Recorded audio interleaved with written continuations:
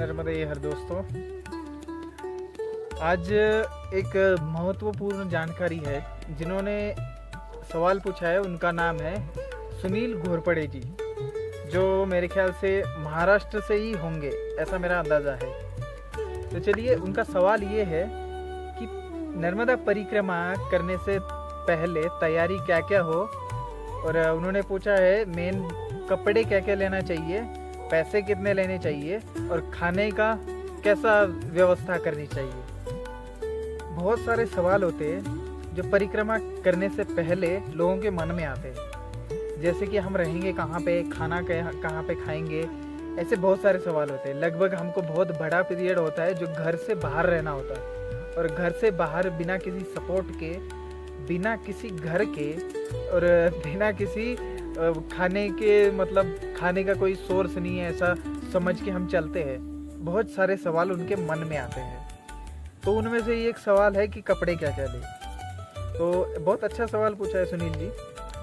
कपड़े देखिए, हमें एक लंबा पीरियड बाहर रहना है, और उस पीरियड में हमको ऋतु, मतलब पहले अगर आप अगस्त नवंबर से शुरू करते हैं तो उस पीरियड में हमको लगेगी ठंड, और जब वो परिक्रमा खत्म होते आएगी तो एकदम गर्मी, बहुत ज़्यादा गर्मी होने वाली होती है, तो गर्मी लगेगी। तो उन दो ऋतु के लिए जितने कपड़े लगते हैं वो हमें दोनों ऋतु के लिए लेने पड़ेंगे। अगर आप आगे की तरफ जाते रहे और वज़न भी उसका आप ही को उठाना है, तो इस हिसाब से देखा जाए तो आप पहले ऋतु के लिए आप पहले कपड़े लीजिए, मतलब आपके कपड़े होंगे गरम, पहले गरम कपड़े होंगे।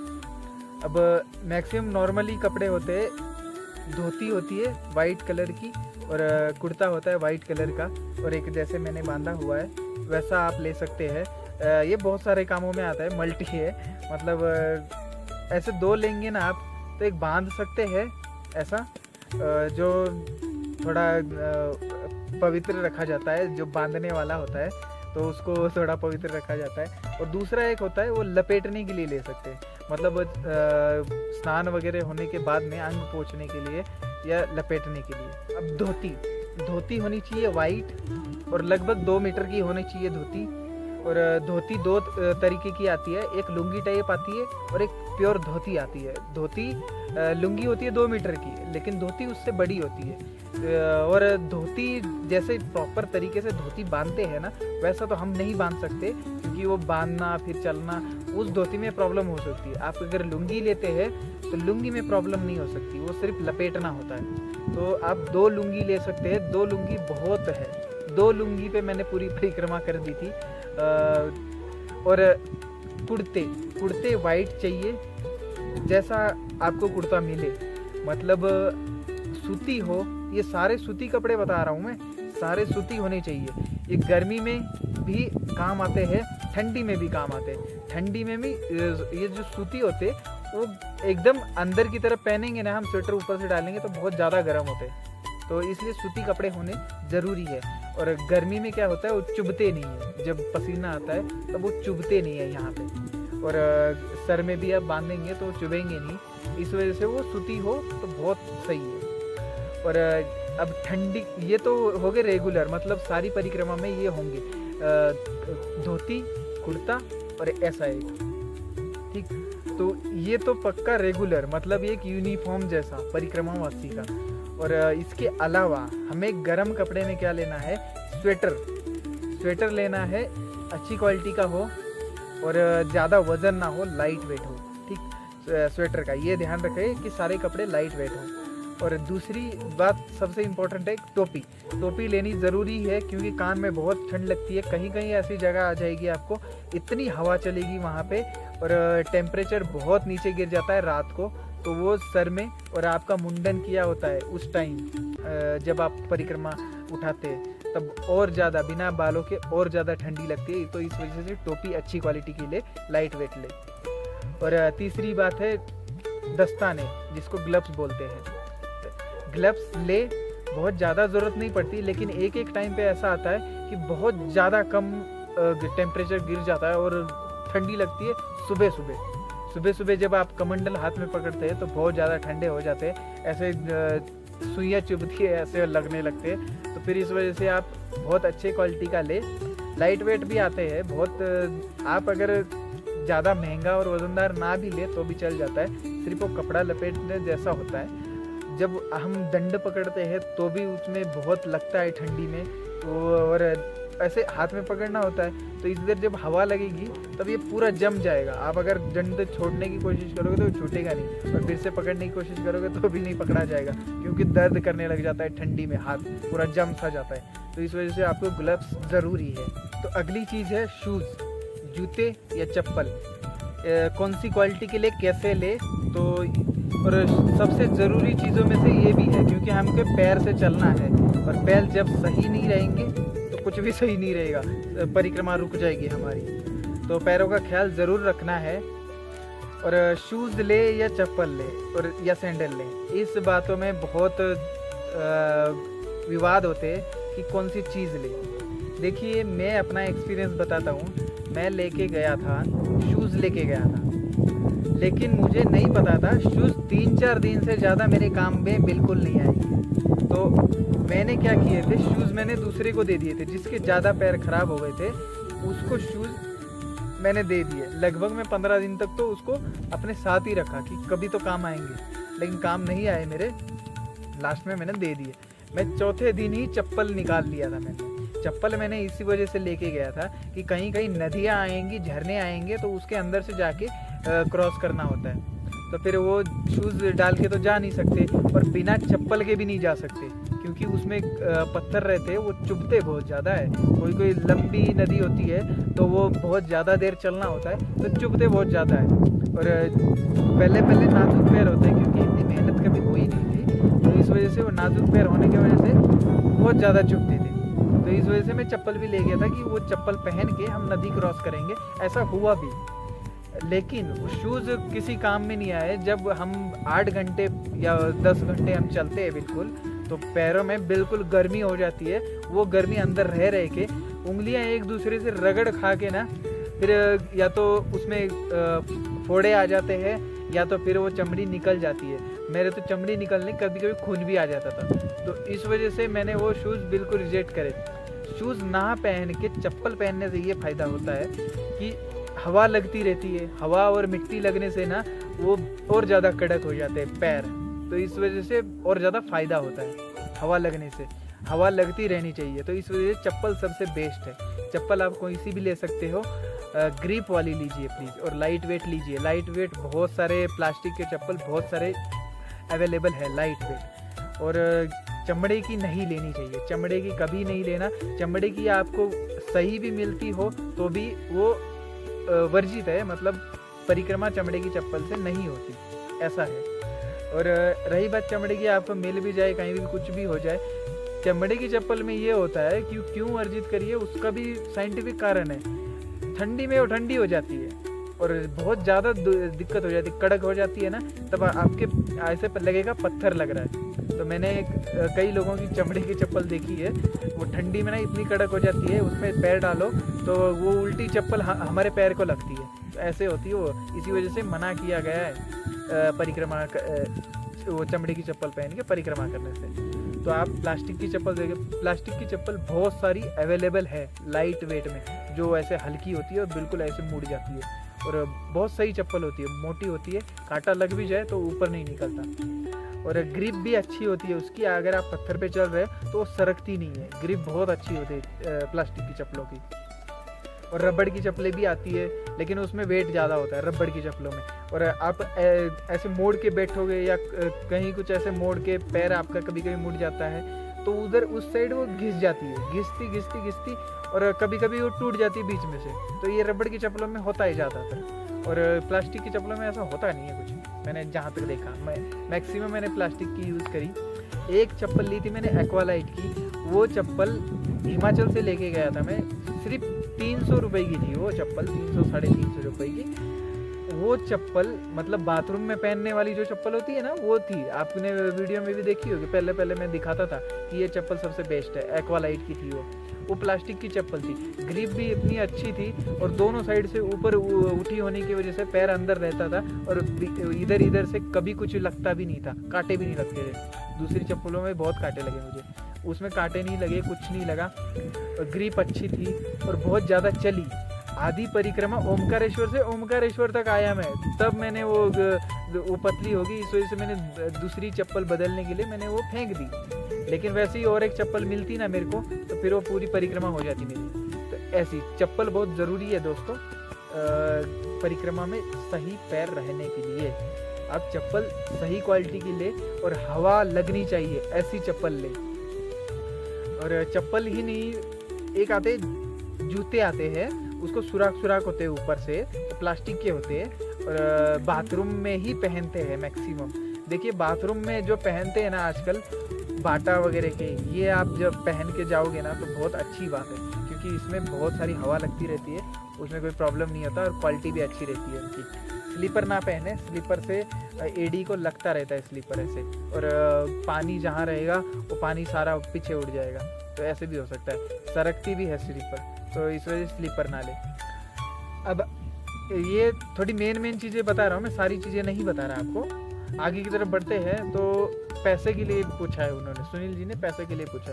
तो मैक्सिमम लोगों का सवाल होता है कि कितने पैसे लगते हैं परिक्रमा में, कि इतने दिनों की है तो बहुत सारे पैसे लगते होंगे, या फिर दान दक्षिणा मिलती है, तो फिर कैसे मैनेज होता है सब कुछ। तो बताता हूँ मैं आपको, परिक्रमा में पैसे बिल्कुल नहीं लगते, परिक्रमा में नहीं लगते पैसे। लेकिन जैसा जमाना बदलता गया परिक्रमा भी वैसी बदलती गई, और गृहस्थ बंदा परिक्रमा करने लग गया। पहले साधु संत ही करते थे, इस वजह से उनको पैसे की जरूरत नहीं थी, वो प्रॉपर डिपेंड रहते थे दान दक्षिणा पे। और हम दान नहीं ले सकते, वो साधु लोगों का काम है दान दक्षिणा भिक्षा वगैरह लेना, और हमको बिल्कुल दान लेना नहीं है, बिल्कुल वर्जित है। ऐसा नर्मदा पुराण में बोला गया, दान नहीं लेना हमें। दान नहीं लेना तो फिर करना क्या है, हमें भिक्षा लेना है, भिक्षा के रूप में लेना है। हम भिक्षुक है, ऐसे भिक्षा के रूप में उसको ग्रहण करना है। जो खाने पीने की चीज़ें या भोजन आदि की चीज़ें मिलती है वो भिक्षा के रूप में लेनी है। अगर कुछ धन भी मिलता है तो वो भी भिक्षा के रूप में लेना है। देखिए दान और भिक्षा में बहुत ज़्यादा अंतर है, भीख में और भिक्षा में। भीख हमारे लिए होती है, हमारे पर्सनल यूज़ के लिए होती है, पर्सनल, वो जो मांग रहा है भीख वो पर्सनल यूज़ के लिए इस्तेमाल करता है। भिक्षा होती है सारे चीज़ों के लिए, मतलब हमारे लिए भी दूसरों के लिए भी, मतलब हम उससे बहुत सारा कार्य कर सकते हैं, दूसरों के लिए भी हमारे लिए भी, वो भिक्षा होती है। भिक्षा संतों के लिए बहुत महत्वपूर्ण चीज़ होती है और बहुत पवित्र चीज़ होती है भिक्षा, भीख नहीं। देखा ऐसा है कि हाँ हम पैसे से भटक गए थे, सॉरी। तो पैसा हमें नहीं लगता, लेकिन जैसा बदलते गया, जैसा कि मैंने बोला परिक्रमा कई जगहों पे पैसे लगते हैं। जैसे आप पहुंचोगे ओमकारेश्वर या फिर जहाँ से आप शुरू कर रहे हैं वहाँ पंडित जी दक्षिणा में ही देना पड़ता है। तो आप अगर आप घर से कुछ लेके जाते हैं वस्त्र वगैरह तो वो भी दे सकते हैं। और ज़्यादातर मांग होती है कि धन देने की, तो धन हम रखेंगे नहीं तो फिर देंगे क्या, तो वो अगर मांग करेंगे तो देना तो पड़ता ही है। देखिए दक्षिणा तो दक्षिणा तो पंडित जी की देनी पड़ती है, तो दक्षिणा के लिए पैसे मांगेंगे तो पैसे रखने पड़ते हैं। आगे ऐसी चीज़ें हो सकती है कि आपको कहीं खाना ना मिले, मतलब कहीं भोजन ना मिले, कहीं कुछ ना मिले, और दुकान है लेकिन आपके पास पैसे नहीं है। तो ऐसे टाइम पे सोच समझ के चलना है। देखिए विश्वास है वो अलग बात है, ठीक, एक होता है विश्वास और एक होता है अपनी जिम्मेदारी, अपने खुद की जिम्मेदारी। माता नर्मदा खुद आके आपको नहीं देने वाली, वो किसी न किसी रूप में आपको देगी, अलग बात है, लेकिन खुद आपको जिम्मेदारी आपको भी लेनी पड़ेगी। और जितनी आपको तकलीफ होगी ना, माँ नर्मदा को उतनी ही तकलीफ होती है, तो आपको जितना कम तकलीफ हो इसका ध्यान रखिए। ऐसा नहीं है कि उसी की तरफ वो सारा हम लक्ष्य दे दे कि ये लगता है तो ये रख ले, वो लगता है वो रख ले, नहीं ऐसा नहीं। तो पैसे हम रख सकते हैं। देखिए पैसे रखिए आप 5,000 ठीक है, 4 से 5,000 रखिए, पहले चल जाएंगे, सब कुछ चल जाएगा। और इतना ज़्यादा लगता भी नहीं है, क्योंकि मैक्सिमम 90% भोजन मिलता ही मिलता है, वहाँ पे इंतज़ाम होता ही होता है। अगर जहाँ पे नहीं भी मिलता भोजन, वहाँ पे लोग आपको भिक्षा में देंगे आपको धन या पैसे वगैरह। तो वो इंतज़ाम होता है कि आगे माँ नर्मदा हमारा इंतज़ाम करके रखती है कि अगले पड़ाव पे हमें कुछ मिलने वाला नहीं है, तो कोई आके आपको ऐसे ही पकड़ा जाएगा पैसे कि कुछ खा लेना या कुछ पी लेना, या तो फिर माँ नर्मदा जी के लिए यूज़ कर लेना, आप अपने लिए यूज़ कर लेना। तो वो इंतज़ाम होता है मैया का कि भाई मैंने कर दिया है तेरा इंतज़ाम, देख ले, अब आगे कुछ मिलने नहीं वाला, तू कर ले। ठीक, ऐसा इंतज़ाम बहुत बार हुआ है मेरे साथ भी। वो अब बताने की चीज़ नहीं, वो सबके साथ होता है। तो ये होता है, पैसे का मामला है तो पैसे ज़्यादा नहीं लगते, लेकिन आप दान दक्षिणा करना चाहते हैं तो आप लेके जा सकते। हाँ, और अगर आप दान दक्षिणा कहीं पे करना चाहते हैं तो भी पैसे लेके जा सकते। बीच बीच में शहर आएंगे आपको, मतलब बड़े बड़े शहर, डिस्ट्रिक्ट एरिया, जैसे भरूच आता है, विमलेश्वर आता है, ओमकारेश्वर है, मंडलेश्वर है, महेश्वर है, ऐसे ऐसे जो आएंगे शहर, तो वहाँ पे एटीएम्स होते हैं। गांव में भी अब आजकल एटीएम पहुँच गए हैं, और गुजरात के मैक्सिमम गांव डेवलप है, और एमपी के भी मैक्सिमम है, डेवलप है, बहुत सारी बड़ी बड़ी सिटी है। तो बीच बीच में आएंगे, अगर आपको पैसे की ज़रूरत लगे तो वहाँ से आप पैसे निकाल सकते हो, पैसे रख सकते हो। ज़्यादा नहीं, 1000-2000 भी रखेंगे तो भी बहुत है, और ज़्यादा रखने नहीं होते क्योंकि बहुत सारे केसेस हो जाते हैं जहाँ चोरी हो जाती है। देखिए, छठे नटे पंडित है, वो तीनों लोग परिक्रमा में आते हैं। हम किसी को मना नहीं कर सकते, किसी को हम बोल नहीं सकते कि तुम ऐसे हो तुम वैसे हो, लेकिन आते हैं भाई, ऐसा लोग आते हैं। अच्छे एक्सपीरियंस के साथ बुरे भी एक्सपीरियंस आपको देखने को मिल सकते हैं, तो ये तैयारी रखना ज़रूरी है। और अगला सवाल है कि हमको खाने की व्यवस्था क्या रखनी चाहिए, खाने लेके जाना चाहिए क्या? खाने की व्यवस्था बिल्कुल नहीं रखनी चाहिए। हमें ज़्यादा से ज़्यादा कुछ ऊपर मिलता है, मतलब बिस्किट से के पैकेट बहुत सारे लोग बांटते हैं वहाँ पे। आप ओमकारेश्वर से जब चलोगे ना, तो आपको दिन में 15 से 20 लोग लगभग पैकेट दे के चले जाएंगे आपको, वहीं आपको संभालना मुश्किल हो जाएगा। मेरे को तो 15 से 20 मिलते थे, मैं अगले मोड़ पे जाके किसी को बांट देता था परिक्रमावासियों को, तो फिर आगे जाके फिर 2 मिल जाते थे। ऐसे आप 3 बांटोगे तो आपको 5 मिलेंगे, 5 बांटोगे तो आपको 10 मिलेंगे, ऐसे मिलते ही जाएंगे। तो खाने पीने की कुछ चीज़ लेके नहीं जानी, और एक टाइम के खाने से ज़्यादा रखना भी वर्जित है, नहीं रख सकते आप, क्योंकि अगर आप ज़्यादा रखते हैं तो अविश्वास माना जाएगा वो माँ नर्मदा के प्रति, इसलिए नहीं रखना खाना भी। खाने का व्यवस्था बिल्कुल हो जाती है, कहीं कोई आपको प्रॉब्लम नहीं पड़ती। अगर आप वहाँ पे जाके, अगर आपके पास कोई चीज़ की ज़रूरत भी हो, तो आप किसी को भी बोल दोगे ना कि ऐसा है मेरे को ज़रूरत, वो आपको दौड़ते दौड़ते मदद करेगा। वो तो खुद करते हैं मदद, खुद आके आपके पैर पकड़ के करेंगे। भगवान माना जाता है परिक्रमावासी को उस एरिया में, नर्मदा खंड में। तो खुद हेल्प करते, खुद पूछते हैं कि बाबा जी आपको कोई ज़रूरत है तो बताइए, अगर नहीं भी है तो भी वो जितना हो सकता है उतना करते हैं, तो आपको किसी चीज़ की ज़रूरत पड़ेगी नहीं। तो बहुत सारे सवाल होते हैं, अभी इस वीडियो में तो इतने सवाल और इतनी जानकारी दी है। आगे आपको कुछ और सवाल हो और जानकारी चाहिए हो तो मैं बता सकता हूँ। और बहुत सारी चीज़ें मिस हुई है, इसमें भी मिस है, क्योंकि बहुत सारी चीज़ें भी लगती है, बहुत लगने वाली है ऐसी। तो एक है फॉर्म, सोने के लिए जो इस्तेमाल होता है, वो नीचे जो बिछाते हैं, वो लाइट वेट एक गद्दा मिलता है, गद्दा नहीं होता, फॉर्म होता है ऐसे प्लास्टिक का, सफ़ेद सा। आपने बहुत सारी वीडियो में मुझे पीछे लटकाए हुए देखा होगा। तो वो फॉर्म होता है, वो मिल जाता है 100-150 का मिल जाता है, एक आदमी जितना, मतलब 6 फुट का, वो मिल जाता है, काट के देते हैं वो लोग। तो ओमकारेश्वर में मिल जाता है, बड़ी बड़ी सिटी, भरूच में मिल जाता है, विमलेश्वर में मिल जाता है, ऐसी सिटियों में मिल जाता है। आप घर से भी लेके आ सकते हैं, डीकैथलॉन के स्टोर्स में मिल जाता है आपको, स्टोर बहुत सारे मिल जाते हैं। और दूसरी एक चीज़ मिलती है उसमें, योगा मैट। योगा मैट होता है, लाइट वेट होता है, एक हैवी वेट होता है। हैवी वेट लाएंगे तो आपको ही प्रॉब्लम होगी, लाइट वेट लाइए, मजबूत सा देख के लाइए, जो कि वो चल सके। हमें 3 से 4 महीने गुजारने हैं आपको बाहर, ये ध्यान के रख के चलिए, हर चीज़ ऐसे लाइए। और ये तो होगी सोने की बात, और उसके ऊपर कवर चढ़ा के मिलता है, क्योंकि क्योंकि वो ख़राब हो जाता है जल्दी। कहीं पे मिट्टी में सोना होता है, कहीं पे ऐसे पत्थर ही है तो उसमें बिछा के सोना होता है तो ख़राब हो जाता है। उस पर कवर चढ़ा के मिलता है। बहुत सारे सिटीज़ में कवर चढ़ाने के 150 रुपये लेते हैं, तो आप उनको बिज़नेस भी दे सकते हैं और कवर चढ़ा के ले सकते हैं। और एक चीज़ है बैग सबसे महत्वपूर्ण चीज़ बैग, क्योंकि कई लोगों का मैंने देखा है बैग आधे रास्ते में फट जाता है। मेरे साथ ही चल रहे थे परिक्रमावासी, उनकी ही बैग उन्होंने लगभग 3 बार बदली।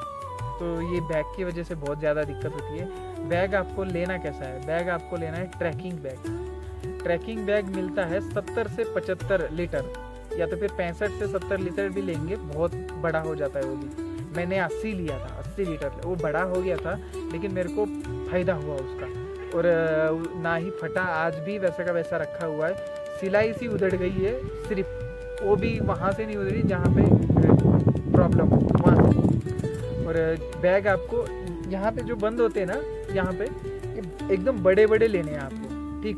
जितना कंफर्टेबल होगा ना, जितना बड़ा इसका गद्दा होगा, यहाँ पे स्पंज होता है गद्दे जैसा ऐसे, वो जितना बड़ा हो सके उतना लेना है। अगर आप पतला लेंगे ना तो वो और पतला होता जाएगा और इतनी रस्सी सी बन जाएगी उसकी, बहुत प्रॉब्लम होगा आप ही को। तो इस वजह से वो जितना बड़ा हो सके उतना लेना है और अच्छी क्वालिटी का ले। बैग एक ही बार लेना है और अच्छा लेना है। जितने पैसे लगाइए एक ही बार लगाइए। बैग नहीं लोगे आधे रास्ते में टूट जाएगा। अगर आप जंगल में हैं, जंगल 10-10 दिनों तक पार नहीं होता, अगर जंगल के एरिया में अगर बैग टूट जाता है तो देखिए कितनी बड़ी प्रॉब्लम है। ना सुई मिलेगा ना धागा मिलेगा। और परिक्रमा उसी से मिल जाए तो मिल जाए, फिर आप उसको सिल के चलना पड़ता है। बहुत प्रॉब्लम है दोस्तों ये। और बैग ले तो बिल्कुल स्ट्रेट रहे, मतलब पीठ पे स्ट्रेट रहे, बिल्कुल ऐसा बैग ले। पूरा भार आपकी पीठ पे ना आए, मतलब आपके जो नीचे है कमर पे ना आए, पीठ पे रहे, यहाँ पे कंधे पे रहे आधा और पीठ पे रहे। तो उससे क्या होता है, आपको जब चलते हैं तो ऐसे क्या बोलते हैं उसको, ऐसे धक्के लगते हैं ऐसे ऐसे। तो फिर उससे क्या होता है, आपको दिक्कत हो सकती है। आपकी कमर में दर्द हो सकता है, कंधे पे दर्द हो सकता है। तो धक्के लगने की वजह से आपको कमर में सूजन आ सकती है। तो ऐसा ना हो, इस वजह से बैग अच्छी क्वालिटी का ले। और ऑनलाइन भी अच्छी क्वालिटी का मिल रहा है जिसमें रॉड होती है। और अगर आप जाके ख़रीदना चाहते हैं तो ट्रैकिंग बैग बोल के ही ख़रीदे, और कुछ दिनों पहले ख़रीदे, क्योंकि आप इस्तेमाल करके देख लेंगे घर पे कि कैसा है, कैसा चल रहा है। इस्तेमाल करके देख लीजिए कुछ दिनों पहले, 10 दिन पहले ख़रीद के देख लीजिए, तब वो चल जाएगा। नहीं तो आप वापस भी कर सकते हैं। बहुत सारे लोग वापस कर देते हैं और बहुत सारी स्कीम भी होती है दुकानों की। तो इस हिसाब से आप बैग ले लीजिए। तो ये मेन चीज़ें मैंने कवर कर दी है। बाकी और सवाल होंगे तो आप पूछते रहिए, मैं आपको बताते रहूँगा। तो सुनील जी, आपके इस सवाल ने बहुत सारे लोगों के कुछ डाउट पूरे कर दिए हैं और बहुत सारे लोगों को फ़ायदा भी होगा। तो आपको कैसी लगी वीडियो एक कमेंट में ज़रूर लिखिए, और राम इंडिया चैनल को सब्सक्राइब, लाइक और कमेंट ज़रूर करिए। और दोस्तों, एक जानकारी और देनी थी कि पिछली वीडियो में मैंने कुछ लोगों के कमेंट जो कर रहे हैं हमारे सदस्य, उनके नाम लिए थे, तो कुछ लोगों के छूट गए थे। तो ऐसा मत सोचिए कि मैं नाम नहीं लेता तो आप नहीं हो। आप जुबान पे भले ही ना हो, मेरे दिल में हो, आप सब लोग हो, ठीक। और जी